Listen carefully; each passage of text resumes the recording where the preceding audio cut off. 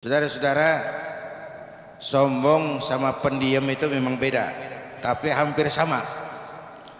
Beda tapi hampir sama, karena orang yang pendiam terkesannya sombong, kan begitu tadi, padahal enggak. Sombong dalam bahasa Arab tuh takabbur, takabbaro ya takabbaru, orang yang cenderung membesar-besarkan diri. Enggak gede sebenarnya, cuman dia gede-gedein. Ibarat balon ditiup tuh, gede-gede kelihatannya, padahal enggak gitu. Takabbur, gede-gedein diri, baik dengan ucapan, tindakan maupun perbuatan. Suka kalau Betawi kata suka ngagul, tahu ngagul? Ngagul, ngomong yang kagak, sebenarnya kagak begitu, diomongin aja gede banget, itu bohong. Nah, bagaimana sikap kita menghadapi penyakit hati?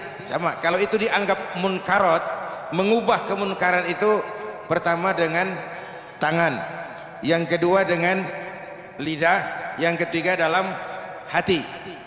Ini sebenarnya dalam skala yang makro, ini pembagian tugas. Yang mengubah kemunkaran dengan tangan, tangan itu simbol kekuatan, kekuasaan, jalur kekuatan struktural. Yang punya ini adalah pemerintah.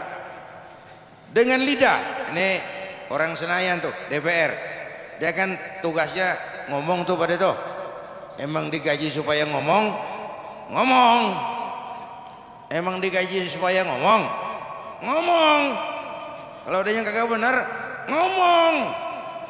Emang digaji buat ngomong. Itu yang memberatas kemunkaran dengan lidah tuh Senayan. Wakil-wakil rakyat, kan tugas wakil rakyat itu kan mengantar rakyatnya menuju gerbang kesejahteraan. Itu janji Indonesia Merdeka. Cuma seringan yang nganterin nyampe duluan, yang dianterin kececeran di belakang, kedodoran. Lepas landas banyak yang ketinggalan di landasan sama yang lepas. Bapak Ibu hadirin yang saya hormati, yang bertugas mengubah kemunkaran dengan lidah adalah wakil-wakil rakyat, para ulama, kiai, mubalik, ngomong. Lalu yang ketiga dalam hati. Nih kita nih rakyat kebanyakan ngomong kagak berani, kekuasaan kagak punya, pegel doang di hati. Jangan join sama yang munkar, jangan kerja sama dengan yang munkar. Itu sudah yang paling lemah dalam hati. Perkara apakah penyakit batin bisa menular? Bisa. Bisa. Oleh karena itu gini dah, kalau man asyarul asrafa asya musyarrafan wa muasyirul anzali ghairu musyarrafin. Awalam taral jildal haqir muqabbalan bithagri lamma thara jildal mushab. Dulu orang tua kita ngajarin begini, Bu, kalau kita dekat tukang minyak wangi, sekalipun nggak dapat minyaknya, baunya kan dapat. Ya. Kalau kita dekat sama tukang elas, sekalipun nggak kena apinya, asapnya kan mampir. Ya, itu pergaulan. Kulit kambing, tahu kulit kambing? Kalau dia bertemu nama Quran, jadi kantong Quran kulit kambing, dipakein minyak wangi, ditaruh di tempat yang tinggi, diambil dicium dulu. Kulit kambing yang rendah bertemu nama Quran, numpang mujur, ngikut diciumin orang, ngikut dihormatin orang. Ya. Tapi begitu tuh kulit kambing berteman sama kayu, jadi bedug. Zohor dipukul, asar dikemplang. Itu salah milih temen doang tuh. Ya Bu ya. Yang temennya Quran disanjung-sanjung, yang temennya kayu atau seng lantaran jadi bedug. Gelap-gelap subuh orang pukulin udah. Gelap-gelap udah orang pukulin. Jadi oleh karena itu pergaulan itu sangat penting pengaruhnya dalam lingkup kehidupan. Assalamualaikum warahmatullahi wabarakatuh. Waalaikumsalam. Nama saya Dania dari siswi Tahiriah kelas 1. Ya.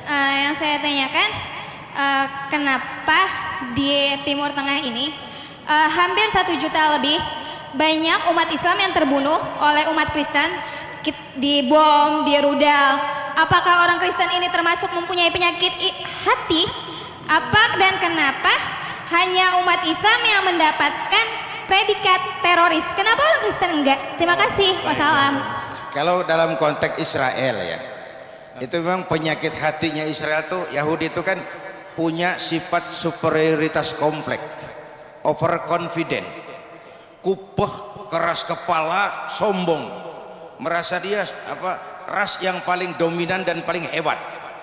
Nah itu perkara kenapa cuma umat Islam yang disebut teroris. Itu tanya sama Amerika.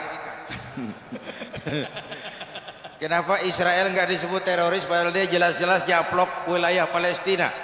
Kenapa Israel nggak disebut teroris padahal dia jelas-jelas menghabisi nyawa orang-orang sipil? Itu urusan Obama. Saudara-saudara, jadi stempel saya dari awal tetap berkeyakinan agama manapun tidak bisa dikaitkan dengan terorisme, dan terorisme manapun tidak bisa dikaitkan dengan agama tertentu.